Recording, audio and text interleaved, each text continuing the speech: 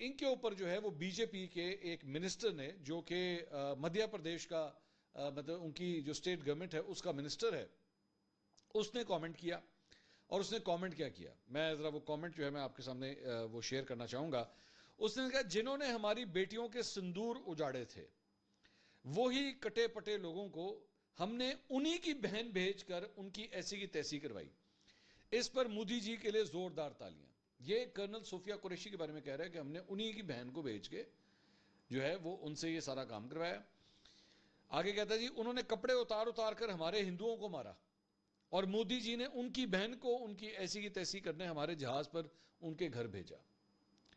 अब मोदी जी कपड़े तो उतार नहीं सकते थे, इसलिए उनके समाज की बहन को ही भेजा कि तुमने हमारी बहनों को बेवा किया है तो तुम्हारे समाज की बहन आकर तुम्हें नंगा करके छोड़ेगी।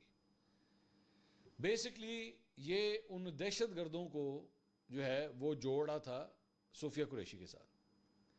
अब बेसिकली असल बात तो यही है ना कि इनको मुसलमानों से नफरत, और ये इसको वो छुपा नहीं सकते। तो इसने वो कर्नल जो एक्चुअली फेस ऑफ इंडिया बनी हुई थी, जो एक्चुअली ऑपरेशन सिंदूर के हवाले से ब्रीफिंग दे रही थी, ये इसकी इसी ऑपरेशन सिंदूर की दूसरी विक्टिम है।